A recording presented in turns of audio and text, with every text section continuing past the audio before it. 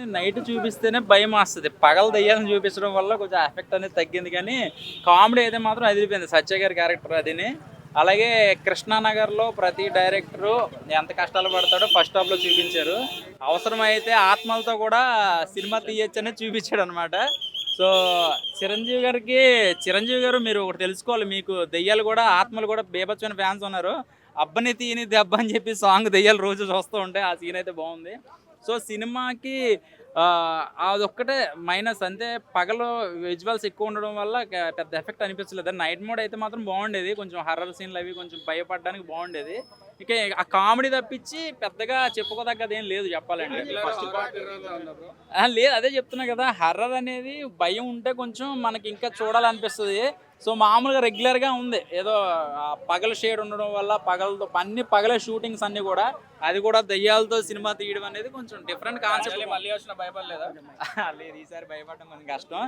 నిజంగా ఈసారి కోన వెంకట గారు కదా, నిజంగా ఆత్మలతో తీస్తే ఈసారి భయపడతారు కంపల్సరీగా. నిజంగా ఆర్టిస్టులతో కాకుండా ఆత్మలతోటే, ఎందుకంటే ఇందులో కాన్సెప్ట్ యావరేజ్.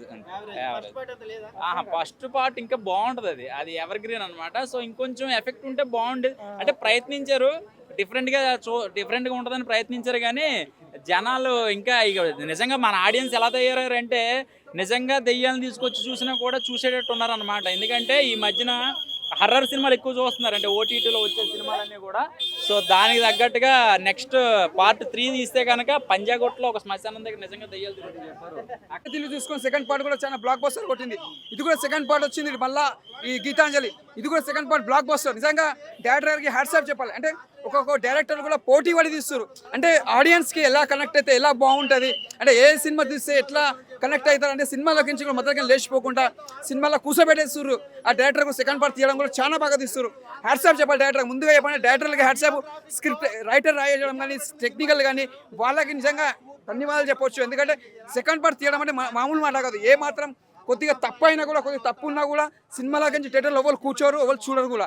ఎందుకంటే కూర్చోబెట్టి చూపిస్తారంటే ఆ రైటర్ కానీ, ఒక కెమెరామెన్ కానీ, డైరెక్టర్ కానీ నిజంగా హ్యాట్స్ ఆఫ్ చెప్పాలి.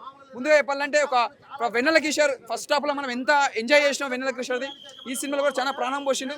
ప్రతి కామెడీ యాక్టర్స్ కూడా ప్రతి ఒక్కరు కూడా పోటీ పడి చాలా మంది కష్టపడ్డారు. ఇలా ఒక ఆలి తీసుకొని, శ్రీనివాస్ రెడ్డి తీసుకోండి, ప్రతి ఒక్కరు చాలా కష్టపడ్డారు. ఇంకోటి బొమ్మకి డిజైన్ చేయడం కానీ నిజంగా చెప్తున్నా, ఆ బొమ్మ చాలా క్యూట్గా ఉంటుంది. ఆ బొమ్మకు ఒక ఫ్రాక్ వేస్తారు, డ్రెస్ వేస్తారు, ఆ బొమ్మ మాట్లాడడం కానీ, అంటే అది ఒకటి చాలా, అంటే ఫస్ట్ నుంచి లాస్ట్ వరకు కూడా ఆ బొమ్మతోనే మొత్తం సినిమా కథ అంతా నడుస్తుంది. ఇంకోటి రియల్గా చెప్పాలంటే ఏదైనా చిన్నపిల్లలకి బొమ్మలు దొరికితే తీసుకోవద్దు అన్నట్టు ఒకటి రివ్యూ పెట్టిండు. ఏదైనా పాత బొమ్మలు దొరికితే కూడా ఒకళ్ళు తీసుకోవద్దు అలాంటివి, అంటే జాగ్రత్త పడాలి. తీసుకున్న బొమ్మలు కూడా పక్కకు పడేయాలి. అంటే రియల్గా కొన్ని జరగవచ్చు, జరగకపోవచ్చు, నమ్మకం ఉంటే తీసుకోవద్దు, అది నమ్మొద్దు అలాంటివి. కాకపోతే సినిమా మాత్రం చాలా బ్లాక్ బస్టర్, సూపర్.